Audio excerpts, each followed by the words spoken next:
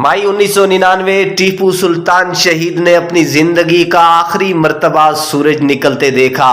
सुबह सवेरे अपने ताउस नामी घोड़े पर सवार होकर वो फौजियों के मुआयने के लिए निकला।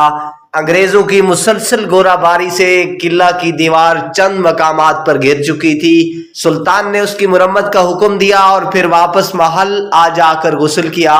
याद रहे कि किले के मुहासरे के बाद से वो महल में रिहाइश तर्क करके सिपाहियों की तरह एक खैमे में रहने लगा था। गुस्ल से फारिग होने के बाद दोपहर तक फसील की मुरम्मत देखता रहा। दिन के 1 बजे वो फसील से नीचे उतरा और एक दरख्त के साए में नमाज ज़ोहर अदा की और वहीं दोपहर का खाना तलब किया। मगर अभी एक नवाला ही लिया था कि शहर की तरफ से रोने और चिल्लाने की आवाजें सुनाई दी। टीपू सुल्तान ने सिपाहियों से दरियाफ्त किया कि ये शोर कैसा है, तो मालूम हुआ कि शाही तोपखाने का सरदार सैयद गफार शहीद हो गया है और अंग्रेज फौज सल्तनत के गद्दारों की मदद से बला रोक टोक किला की तरफ बढ़ती चली आ रही है। वो फौरन दस्तरखान से उठ खड़ा हुआ, चंद जाननिसारों को साथ लिया और किले के दरीचे डड्डी दरवाजे से निकलकर दुश्मन पर हमला करने के लिए बढ़ा।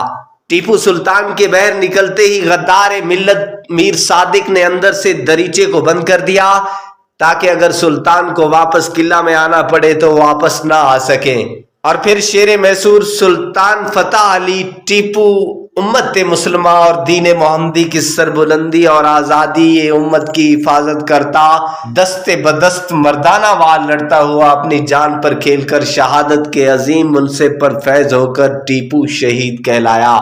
मगर उस गद्दारी की सजा मीर सादिक को किस सूरत में भुगतनी पड़ी, उसकी तफसील तारीख दान सैब अमलात हैदरी ने जिन अल्फाज में बयान की है वो हू बहू पेश कर रहा हूँ। मीर सादिक ने गुंजाम के तीसरे रोज दरवाजे पर आकर दरबानों को कहा कि खबरदार, मेरे जाने के बाद तुम चुपचाप दरवाजा बंद कर लेना।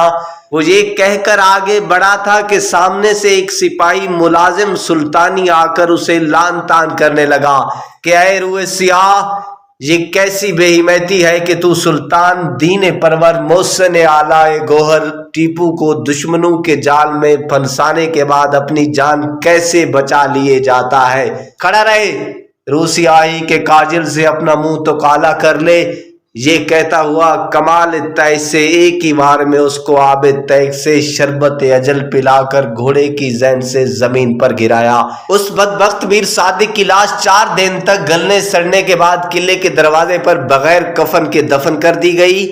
आज भी लोग आते जाते कसदन इस नंगे आदम, नंगे दीन, नंगे वतन मरदूद की कब्र पर थूकते हैं, पेशाब करते हैं और ढेर के ढेर पुरानी जूतियां डालते हैं।